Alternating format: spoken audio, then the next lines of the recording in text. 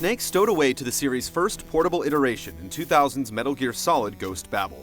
The story wasn't canon, but the action was. Losing the Solid moniker in Japan, Ghost Babel sat as a what-if scenario, supposing an alternative future that took place after the first Metal Gear. It was directed by Shinta Nojiri, who went on to do the Acid series and contributed to Sons of Liberty and Snake Eater. Kojima was still credited for planning and story, but his efforts were focused on Sons of Liberty during Babel's production.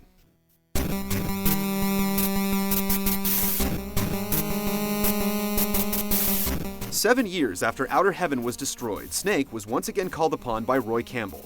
Led by General Augustine Egwaban, the fictional country of Gindra in Central Africa had gotten its hands on Metal Gear technology while enveloped in civil war. As the leader of the GLF, the Gindra Liberation Front, they held up in what had been Outer Heaven just 7 years earlier. Intrigued, Snake came out of retirement, donned a parachute, and started sneaking.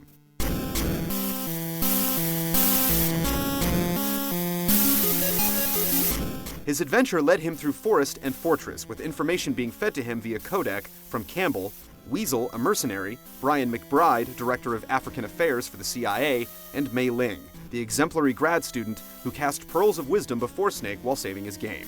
After some flirting with the codec, Snake found Sergeant Christine Jenner, the only surviving member of the Delta Force sent in before Snake, who was traveling incognito in a GLF uniform. Snake also met and rescued the portly James Jimmy the Wizard Harks, an imprisoned teenager who happened to be behind the construction of the new Metal Gear, Gander. Along the way, Snake battled more than the GLF. The General acquired the services of Black Chamber, a US Black Ops group that went rogue and made their mark as the bosses. Slasher Hawk was an Australian aborigine who threw boomerangs. The psychotic marionette owl attacked with 2 Bunraku puppets, knives, and darkness, forcing Snake to switch to night vision. Pyro Bison hunted Snake with his flamethrower 4 years before the Fury fight, before succumbing and setting himself ablaze. Their leader was Blackheart's Viper, a master of illusions and traps, who used the GLF situation to take revenge on Foxhound.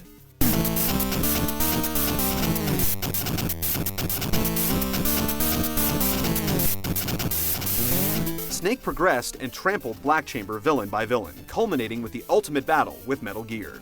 As the plot unraveled, friends became enemies and friends again, while others died. In a final battle with Viper, you discovered CIA liaison Brian McBride was actually the 5th member of Black Chamber, as Snake learned that Gindra and the Ghost Babel project were made to insurrect Pan-African unity, like Outer Heaven, another US government exercise that went rogue. With the 3rd model of Metal Gear destroyed, Snake and Christine Jenner left to a happy ending.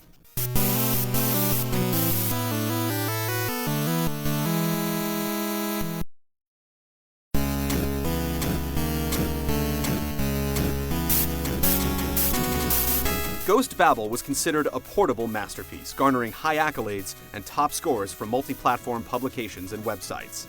It had managed to deliver a Metal Gear experience with the limited technology of the Game Boy Color, and incorporated many of the series' tropes, both old and new.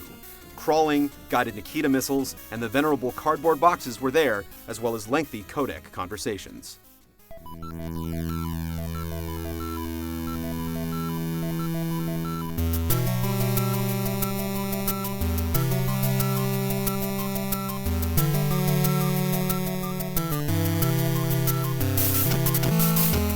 Babel was broken into levels instead of featuring a consistent world, but that made for better portable play, and there were no compromises in design.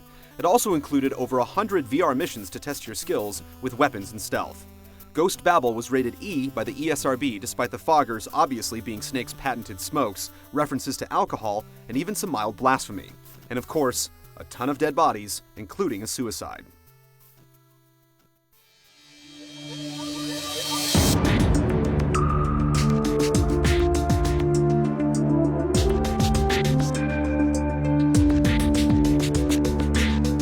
The Game Boy Advance premiered the following summer, but Snake would not be sighted on a handheld until E3 2004, when Kojima's team unveiled the first Metal Gear for the PlayStation Portable, Metal Gear Acid.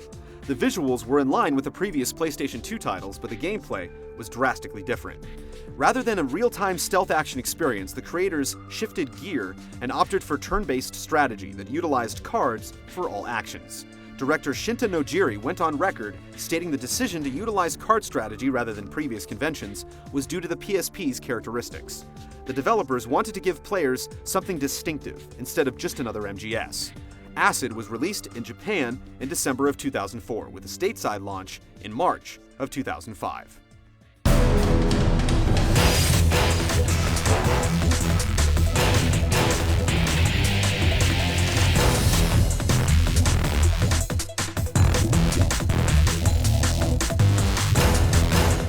Acid was an official Metal Gear title, but Kojima considered it a side story in its own universe.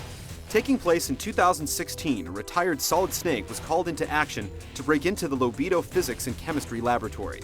Snake had to recover something known as Pythagoras in order to prevent a group of terrorists from blowing up a jumbo jet carrying Senator Hatch, as well as other civilians. Snake was aided by team members Roger McCoy and psychic Alice Hazel, as well as Taliko Friedman, a member of the FBI's hostage rescue team.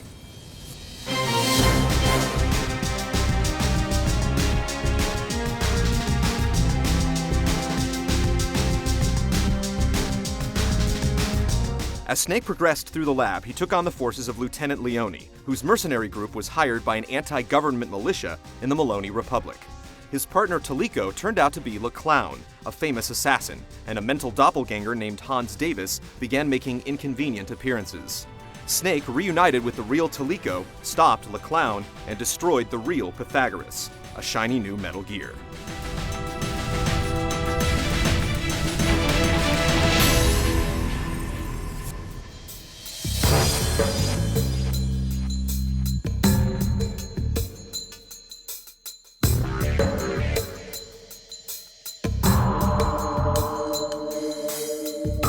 Acid's gameplay worked much like a strategy RPG.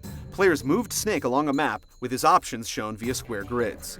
Cards were used to perform all actions, even the ability to move.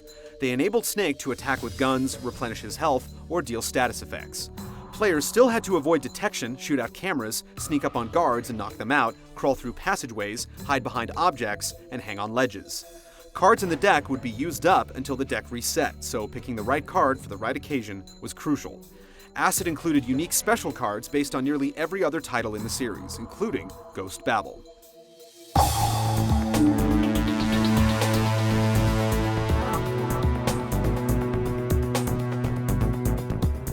Though Acid provided a unique twist on stealth, fans and critics were disappointed with the turn-based mechanics, which took already slow-paced gameplay and brought it to a crawl. The story was simple by Metal Gear standards with less cutscenes and a higher focus on gameplay. The developers also opted to use text conversations and forego any formal voice work. Despite the lukewarm reception, a sequel appeared a year later.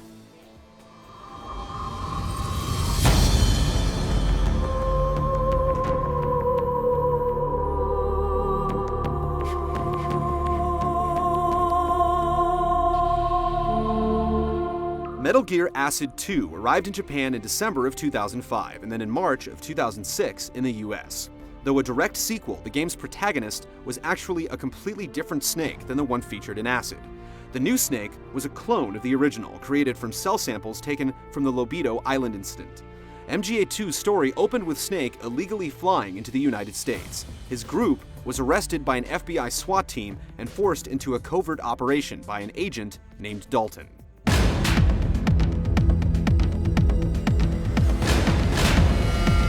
Snake had to infiltrate a research facility operated by military arms dealer Saint Logic.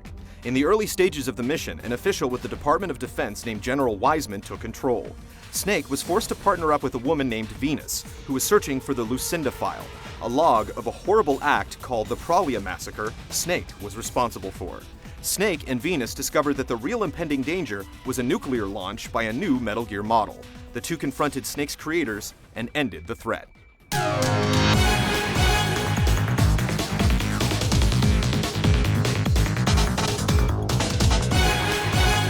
Though the gameplay remained largely the same as its predecessor, MGA2 differentiated itself by utilizing more aesthetic variations. Finally incorporating the toon shading technique experimented with during the development of Sons of Liberty, MGA2's graphics engine featured a far more vibrant, stylized look. Weapons used by the characters were displayed graphically while equipped. In the original, actions were final, but in the sequel, players could cancel their previous movement and take a different course of action. Items could now be picked up by simply running over them, and MGA2 boasted the inclusion of over 500 upgradable cards, more than twice the number of Acid 1. MGA2 was also released with a peripheral device known as the Solid Eye.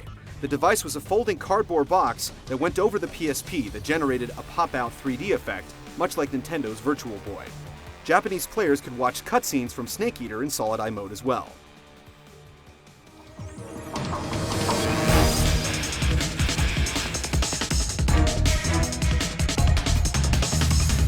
The word acid stood for three things. It represented the complete departure from the previous Metal Gear games in terms of style, which is an analogy to acid's ability to dissolve metal. A reference to vecuronium bromide, the chemical used by Elsie and Francis to hijack the passengers in the original title. And an acronym for Active Command Intelligence Duel, a reference to the game's mixture of turn-based strategy with card-based gameplay. MGA2 was better received by critics, but many fans still shunned it since it was a spin-off from the main series.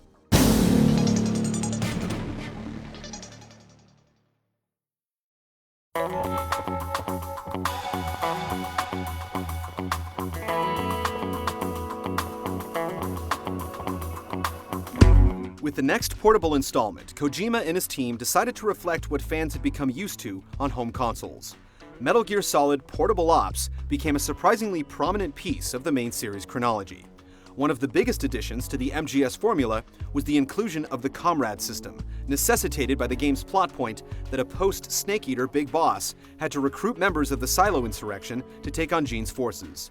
During action sequences, Boss simply had to incapacitate an enemy and drag them back to a truck on site. The enemy unit was then captured and, pending a time limit, would join your team.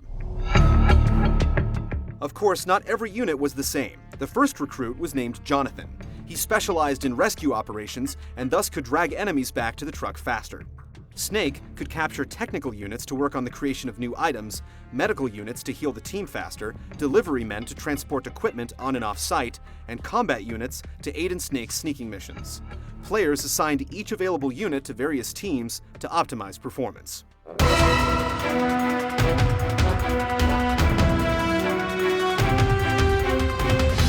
The result was a more squad-based experience, with players able to change out 4 characters in any level at any time. Even if Snake fell on the battlefield, players could take up one of any remaining soldiers. Though the process of procuring weapons and new recruits on site could get tedious, if the squad had certain units in place, the trips could be expedited. It was also required at points for players to place units in a spy team to recover intelligence required to progress, as well as uncover other optional data. Portable Ops was a mission-based game, with operatives moving around a 2D map to travel to various hotspots. Once on location, certain objectives needed to be accomplished in order to move the main story. However, players could venture into any one of the areas again to explore or replenish supplies. One of the limitations of the title was that any one character could only carry 4 items, so inventory management was crucial. Portable Ops utilized some of the newer control mechanics, such as a full 3D camera, albeit one limited to a single analog nub, and a radar indicator that resembled the one from Guns of the Patriots. Wi-Fi-enabled multiplayer was also included, an expansion of Metal Gear Online. One unique element of the multiplayer was that you could recruit and trade soldiers with opponents. Also, it was possible for a player to permanently lose one of their recruits during an online match. Unlike every other entry in the MGS series, the cutscenes in Portable Ops were not rendered using the in-game engine. Instead, they were presented with a unique comic style featuring hand-drawn artwork by artist Ashley Wood. The style was previously utilized in Metal Gear Solid digital graphic novel, as well as the novel for MGS2. Separating itself from the other portable titles, Ops included voice work during the cutscenes, though in-game sequences and conversations while viewing the map were strictly text-based. Snake, I heard they gave you quite a welcome back home. Campbell, you healing up all right? Yep, nearly good as new.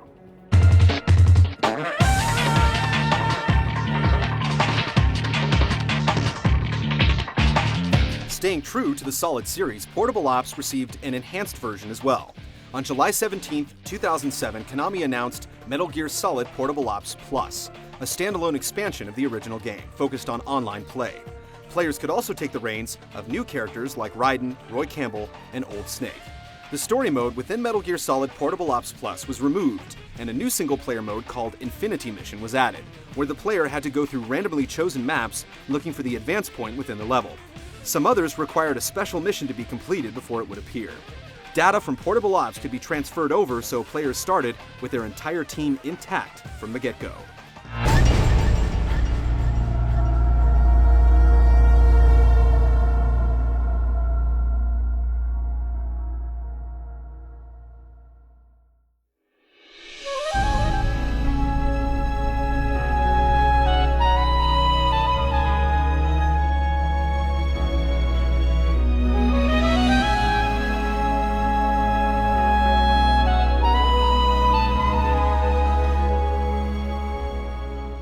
The marathon cinemas and precision gameplay of Metal Gear Solid may not be perfectly suited for the handheld experience, but Ghost Babel, Acid, and Portable Ops embraced the limitations and behaviors of the systems they appeared on, making portable Metal Gear as eccentric and unique as the rest of the games in the franchise.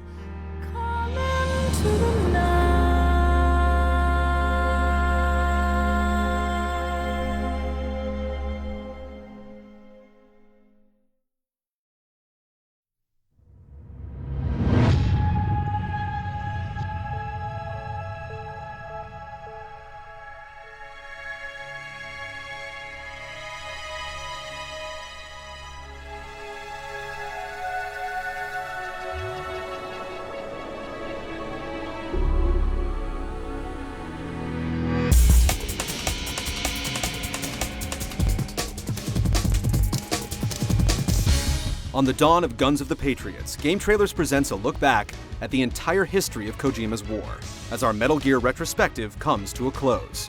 We'll stitch the 7 canon games into a web of intrigue, and salute the end of an American hero.